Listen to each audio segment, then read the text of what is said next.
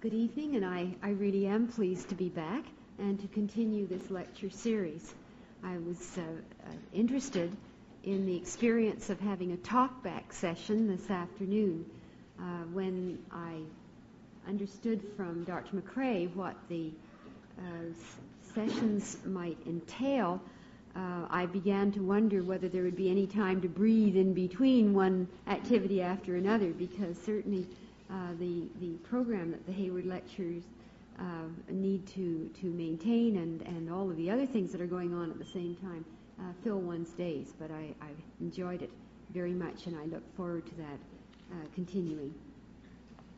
As Oliver has just said, my topic tonight is contemporary concepts of knowledge in post-secondary education, the role of the church.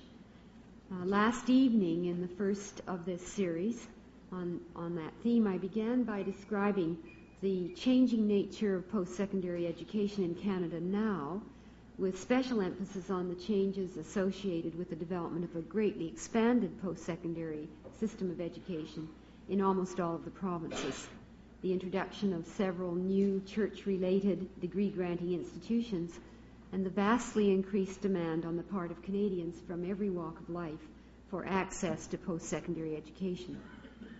After discussing some of the expectations and some of the criticisms currently being voiced about the role of post-secondary education in Canada, I concluded by arguing that the Church has and must continue to have a role in post-secondary education.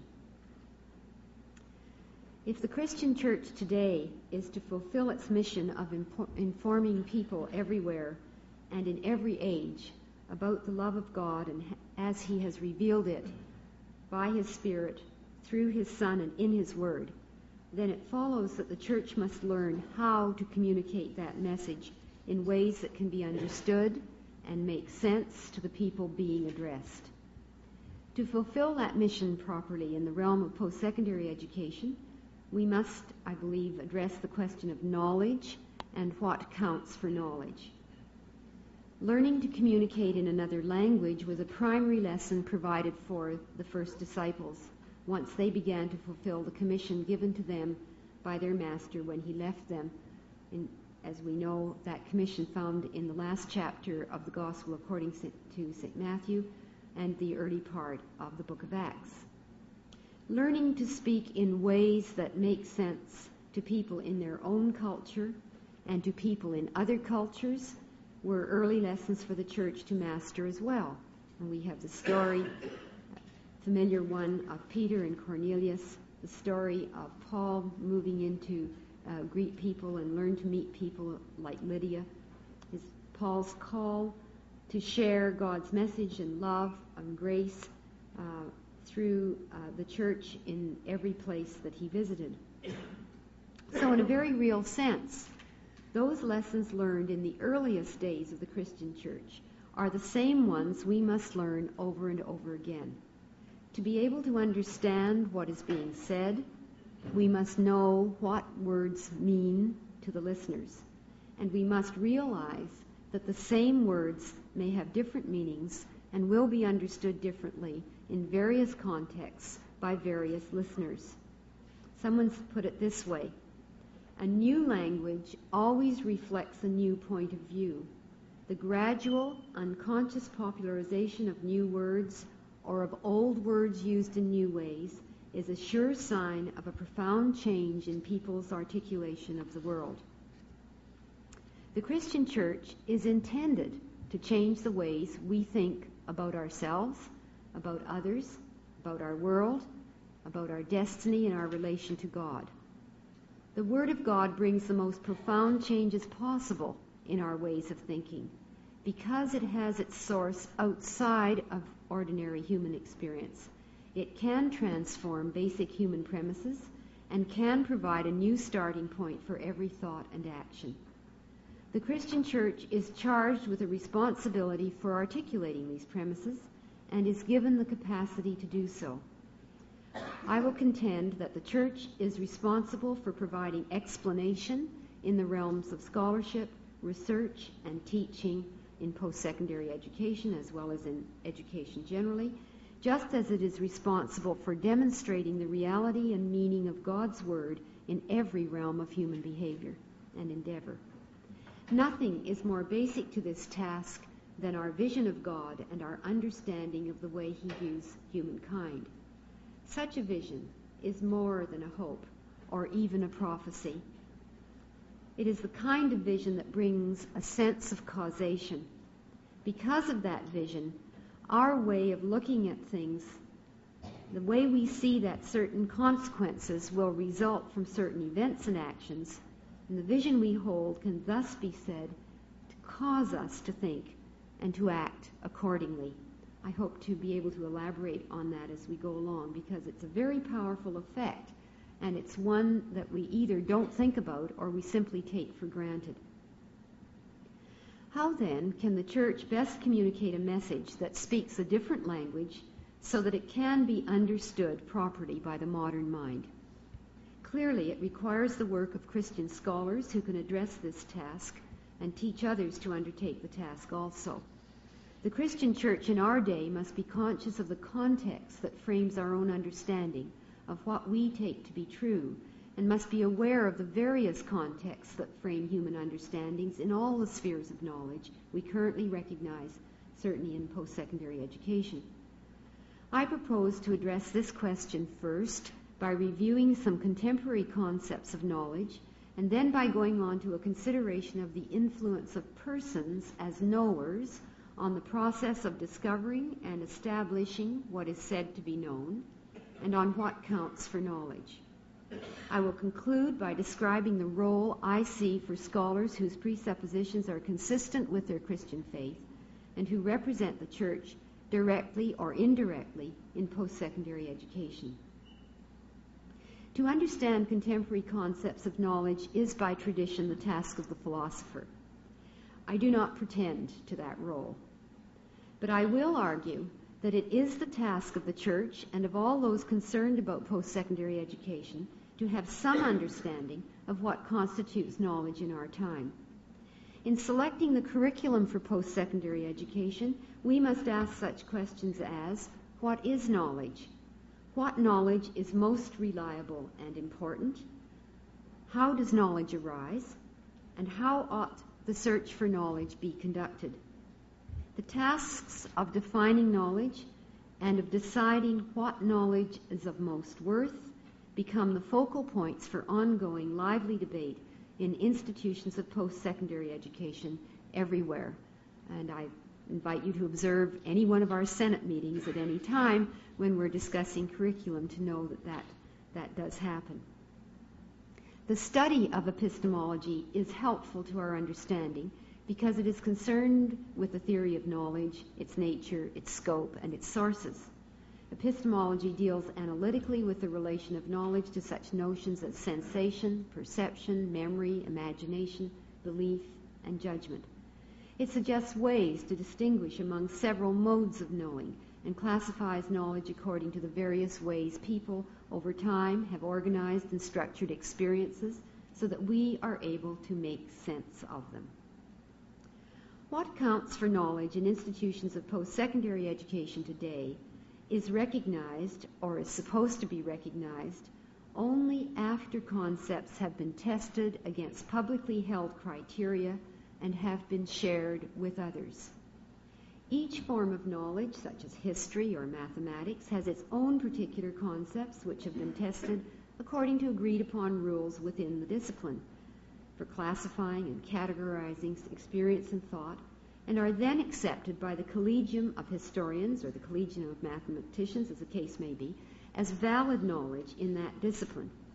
Moreover, there are three conditions that must be met before scholars achieve such knowledge. The first is the condition of belief.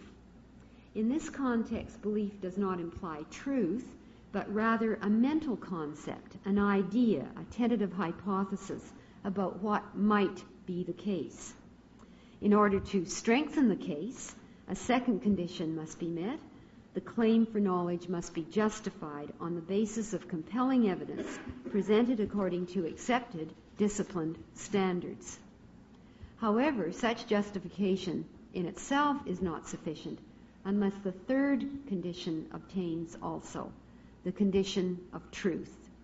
The claim for truth is not merely a matter of agreement among friends, but is a matter of testing against what is the case about the world, about God, about a work of art, about a moral action, and so on. Thus, ways of knowing vary according to people's beliefs and perceptions about the nature of things, and conversely, what people believe about reality depends on what they count for knowledge. A whole range of answers to the question of what knowledge and what is knowledge may be expected from scholars who are identified with different sets of beliefs and perceptions, with specialized ways of thinking, and with various ways of viewing the world, whether they be logical positivists, phenomenologists, existentialists, or Christians, to name a few possibilities. In institutions of post-secondary education, we acknowledge distinctions among ways of knowing by organizing scholarly research and teaching according to the special skills and ways of thinking that have come to be associated with each discipline or field of study. According to the Encyclopedia of Education published a few years ago, there have been approximately 35 general schemes proposed for classifying kinds of knowledge since Plato. Each classification scheme takes as a premise that distinctively different kinds of knowledge are attainable. Some of the schemes have been designed to ensure that bridges will be formed between these islands of specialized knowledge. Many are intended to assist in determining the gaps in knowledge that remain and ought to be addressed. And from time to time, in a popular way, we hear about those gaps, particularly from the physicists and the astronomers. It seems to me the physicists are always finding smaller and smaller particles of matter and energy, and the astronomers are finding more and more black holes or whatever in their scanning of the universe. For this evening's lecture, however, I've selected 3 different types of classifications of knowledge as examples of the ways we human beings manipulate our ideas. Each scheme has its proponents, and of course it has its critics. No scheme is entirely satisfactory, and when revolutionary new ways of viewing reality within fields of study are suddenly adopted by a majority of scholars, as in what has come to be called a paradigmatic shift, changes in these schemes of things are made in comparatively short order. The first classification I will describe is based on modes of knowledge and experience. The second cuts across different fields of knowledge by regrouping the major disciplines. And the third is an attempt to classify knowledge according to its objects. And these are just 3 examples to try and share with you what does go on. Classification of knowledge according to its distinctive forms and experience, and the distinctive type of test it uses for its objective claims, is an approach closely related to the one that we're really familiar with. Scholars use it in each of today's familiar disciplines. I've taken a good deal of my thinking from 2 British philosophers, Hirst and Peters. These 2 philosophers worked together and selected 7 areas of knowledge which they claim are not reducible to another form. Now, philosophers will argue this, and I began by saying I don't pretend to be a philosopher. I do try to make sense out of what I have to do in education, and I found their thinking helpful. The areas that they have identified are these. Number 1, formal logic and mathematics. Number 2, physical science. Number 3, the human mind, including interpersonal experience and knowledge. Number 4, moral judgment and awareness. Number 5, aesthetic experience. Number 6, religious experience. And number 7, philosophical understanding. It's likely intended to be in order of importance. Hirst and Peters have described each of these areas in terms of the concepts it encompasses and the tests used by scholars in that area to satisfy its claims as knowledge. For example, concepts in the physical sciences have to do with notions of space, time, and cause, while concepts in the area of interpersonal experience have to do with such notions as believing, deciding, intending, hoping, and enjoying. However, while each mode of knowledge is distinct from any other form, there is a pattern of interrelationships among them. For example, the domain of science is dependent on mathematical knowledge. Scientific discoveries lead to moral dilemmas. Some religious claims presuppose historical truths. Others demand moral understanding. Hurst and Peters have argued that the development of knowledge and experience in any one domain may indeed be impossible without the understanding and awareness gained from another. And they summarize their argument as follows. I'd like to quote from them. It thus seems that the form of interrelationship between the independent domains of knowledge and experience can only be properly understood by recognizing first the basic differences between them, and then by seeing how they are interlocked when one domain employs elements of another without any loss to the independent character of each.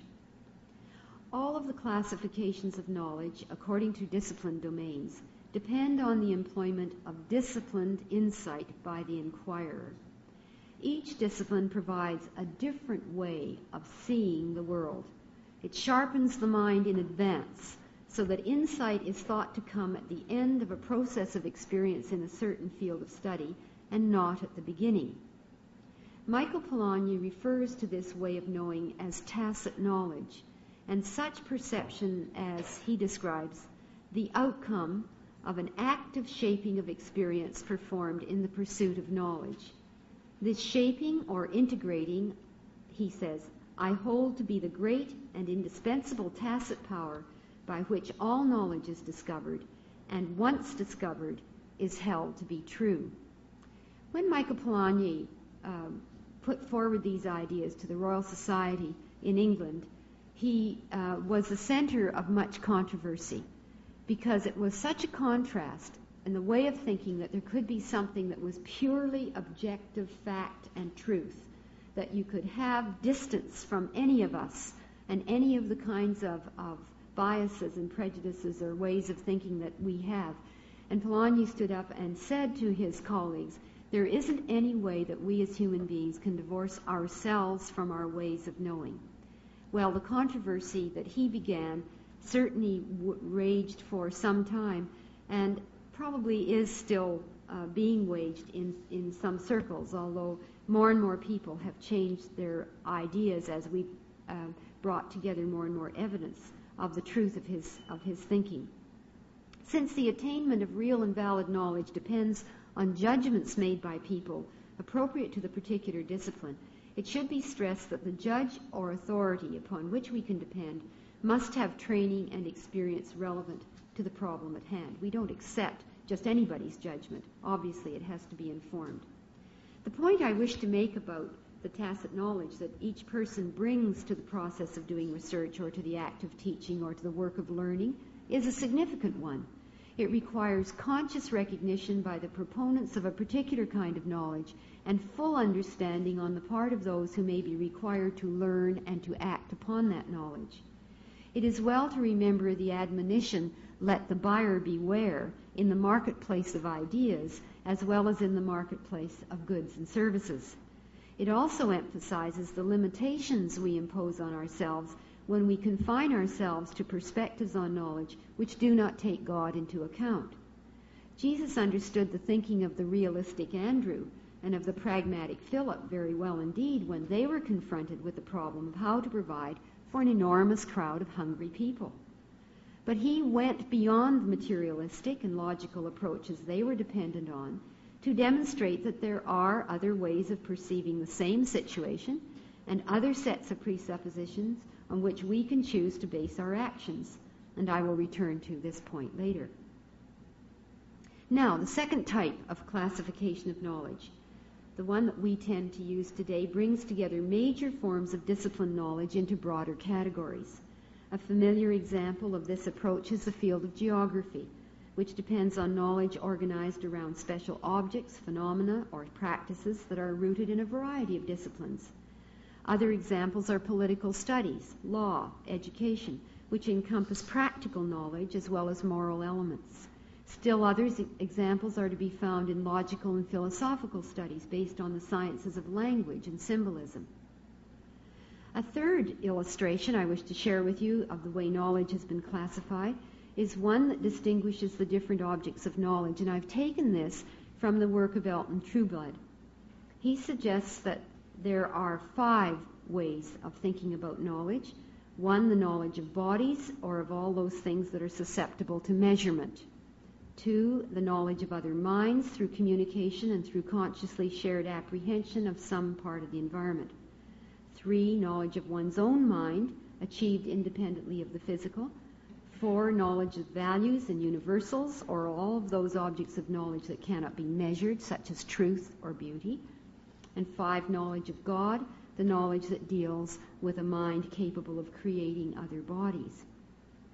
Now, the uses of these or of any other schemes of classifying knowledge are intended to help us describe what counts for knowledge and what does not.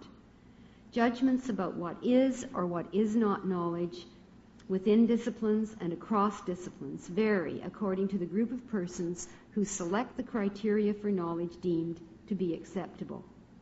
Therein lies one of the persistent problems confronting us in institutions of post-secondary education. Much of the modern attitude toward knowledge is strongly influenced by the criteria for knowledge held to be appropriate in the physical and natural sciences. In its heyday, this approach to knowledge was adopted by some as a kind of benchmark against which all other forms of knowledge ought to be measured, including the area of religious knowledge. If claims to knowledge made in other fields of study could not meet the same tests used in the physical and natural sciences, they were found wanting, even though the tests were not appropriate to these other fields. Michael Polanyi's statement that I referred to earlier, made mid-20th century, rejecting the ideal of scientific detachment in favor of an alternative idea of personal knowledge, has led to ongoing, vigorous debate. As a scientist himself, Polanyi had come to the point of realizing that every person pursuing knowledge actually participates in the act of understanding it and influences the way it is understood. In every act of knowing, he argued, there is a contribution by the person knowing what is being known. Polanyi insisted that this is not to be regarded as imperfection, but rather as a vital component of knowledge. A second notable change in the modern concept of what counts for knowledge has been a rejection of the notion that knowledge always grows incrementally, bit by bit. The idea that knowledge is expanded only by arriving at an explanation of a relatively small area and adding that bit to the main body of existing knowledge has not withstood the test of experience. Nor can it be said that knowledge is expanded primarily through the use of better and better instruments that enable us to see more objects or more of a single object, or to see finer and finer components within objects. As Kuhn was able to demonstrate very effectively, the history of the growth of scientific knowledge is not based on the normal daily activities in the laboratory or in the field, as important as those are, but rather on the extraordinary moment when an individual or a team of scientists brings forth a completely new theory, an entirely different way of thinking about the problems that they are seeking to resolve, and rejects most of the assumptions commonly held up to that point. Kuhn observed that such knowledge comes about intermittently rather than in steady procession. The great turning points in thinking are not induced from facts, but are imaginative posits invented in one piece for application to nature, Kuhn says.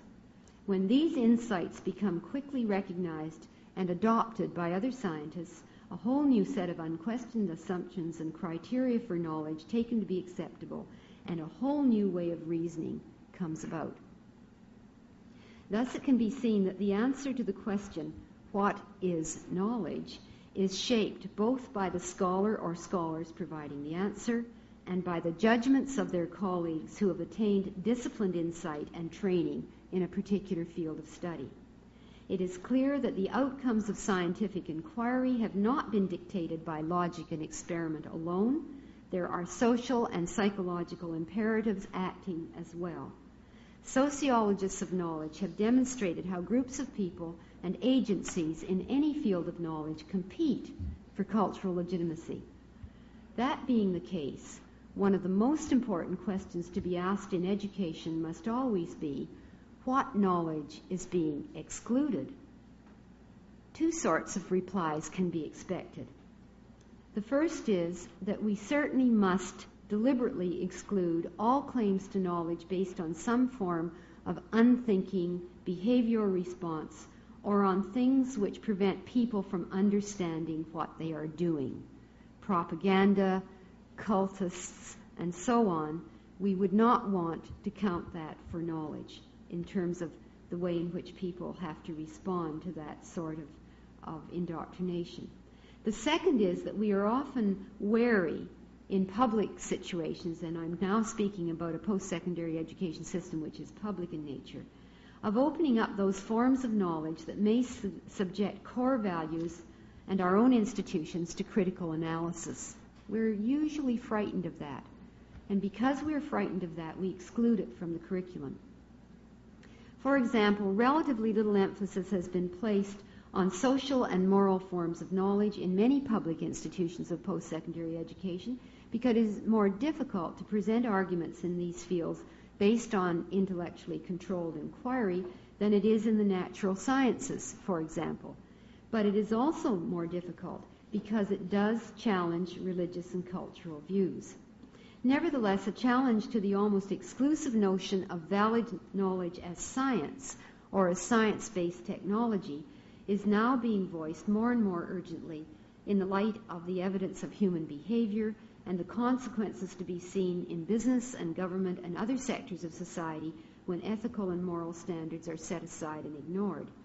The importance of scholarship in aesthetic, religious, and moral forms of knowledge is being more broadly recognized, I think, along with the wide recognition customarily accorded to the symbolics of mathematics and the empirics of the physical sciences. The contemporary concept of knowledge can be said to be characterized by a new humility that grows out of a greater awareness that error is possible in any of the forms of knowledge, and a greater awareness that scholars must assume some responsibility for the uses made of the knowledge they generate through their research and their creative thinking. And that represents a revolution in our day, I believe. Bronowski, writing in 1973, said, "As a scientist, we are always at the brink of the known. We always feel forward to what is hoped. Every judgment stands on the edge of error and is personal." The recognition of the personal dimension in all knowledge is well understood by all who've experienced what is commonly described as religious conversion. This experience brings an entirely new understanding about ourselves, about our relationship with others, and above all about our relationship with God, because it enables us to see things in an entirely new way. It gives us a different conceptual framework.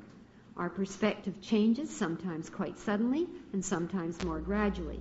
This new way of seeing things in relation to God, this new knowledge is indeed a revelation to us, and it is a revelation that has been the experience of human beings throughout the course of history. It is the kind of knowledge that meets the three conditions demanded when assessing any claim to knowledge. First, it begins with a belief or a hypothesis about a God who is a creator and the sustainer of all life. Second, such knowledge is justified on the evidence recorded in the history of human experience, on its power to explain phenomena that cannot adequately be explained otherwise. And thirdly, the Christian's claim, if it is a Christian in this instance, claim for truth of knowledge gained through revelation has reliably been found to be the case by individuals and nations who have acted in accordance with the knowledge gained through biblical revelation and their understanding of God's revelation of himself. To summarize, I suggested at the beginning of today's lecture that I believe it is essential to the mission of the Christian Church that it assume an active role in post-secondary education for at least three important reasons.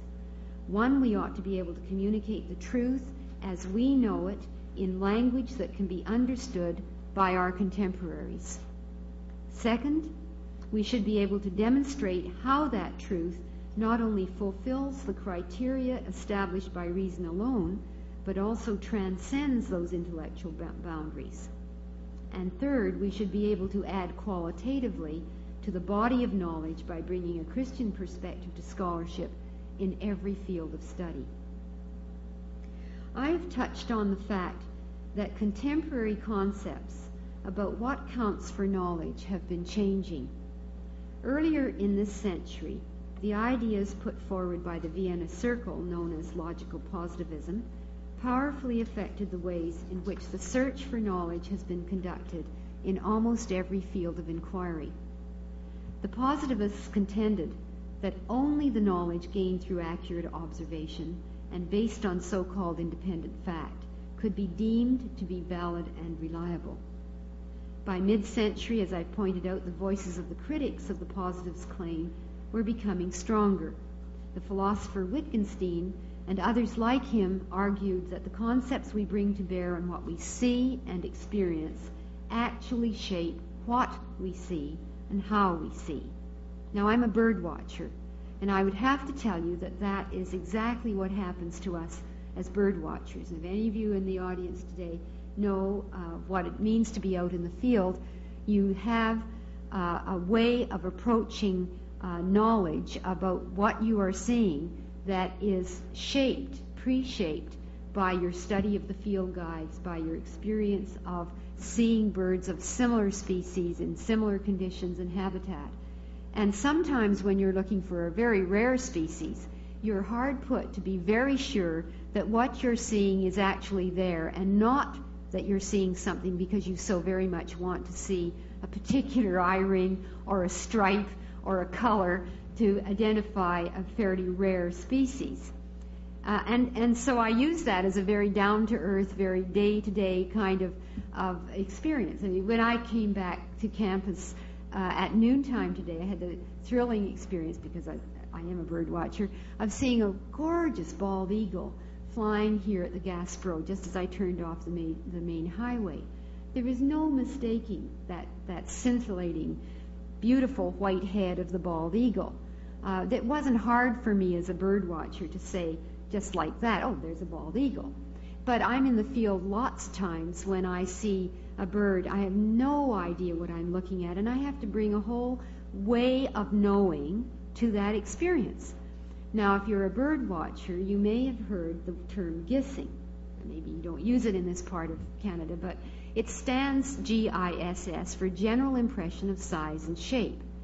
So one of the things when you see something unknown is to try and get that general impression. And so you engage in Gising. You say that bird, you know, what the habitat is, it's got long legs or short legs, is it near the water, is it up in a tree? You just get this general impression, and by doing so, you start narrowing down a good deal. You don't have to worry about literally hundreds of other species. You're going to have to focus in on something fairly narrow. But that won't do. I mean, I may want to know that it is a wader or a duck or something like that, or a warbler, but I want to know more about it than that. So I have to do something much more specific than the general impression of size and shape, and I have to start thinking of ways to entice that bird out of hiding, perhaps, or to get closer, and I may use a telescope or my binoculars. On the other hand, I may use what some bird watchers call fishing. Now, I haven't really gone off the deep end. You make little sounds like shh, shh, shh, shh. And believe it or not, birds are attracted by that, and little birds will come out from under leaves or hop down on boughs in order to come closer to you to see who you are. And when that happens, you can get a much better look, and you can be much more accurate because you're now focusing in on that one particular bird and looking at its particular characteristics. Now, sometimes you're able to understand what you see because you have enough background knowledge. Sometimes I have to go home and look up the bird guide or consult somebody else. And sometimes when I consult all those authorities, I still can't find the answer. In fact, if you're watching skeins of geese, perhaps coming on to fall now, you may take a look at some very odd behavior where a string of birds will be flying across the sky, and all of a sudden someone in that one of those geese will start sort of side slipping and turn over and fly on its back or do something really quite strange. You might see ravens and crows doing that, similar things across the field. Nobody knows entirely why they engage in that behavior. It's not courtship display, seemingly. And so bird watchers have a great name for it. It's called whiffling, when you don't know. Well, they're whiffling, right? Sometimes we have to do that. Later on, further study and scientific study may tell us what it is that's going on, and we can then explain it, and we won't use that kind of excuse term, whiffling. I would argue that in the field of knowledge, and as esoteric as some of our fields of knowledge are, that's generally the way in which we start approaching the unknown. We have these general ways of focusing in closer and closer to try and understand what it is we are looking at or trying to understand or come closer to or explain.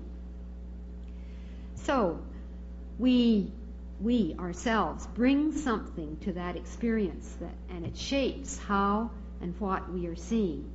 And an experiment that's going on in a lab can never be totally structured by theory, but will be at least in part pre-structured by the researcher's own conceptual framework. And if there are some of you grad students in the room, I'm sure you're struggling through that idea as you try and get closer and closer to identifying your research questions and conducting your research and writing theses. Acknowledgement of this human reality on the part of the scientific community gradually has become much more widespread, forcing the recognition that there is no domain of morally neutral fact. In the Venice Declaration of 1986, this is at least 60 years later than the original Vienna Circle was so dominant. The assembled scientists there, convened by, in fact, UNESCO, stated that the world crisis brought about by the dangers to human life and survival resulting from scientific discoveries, and I quote here from their declaration, throw a new light on the social responsibilities of the scientific community, both in the initiation and in the application of research. Although scientists may have no control over the application of their own discoveries, they must not remain passive when confronted with the haphazard use of what they have discovered. Nor can the church remain passive.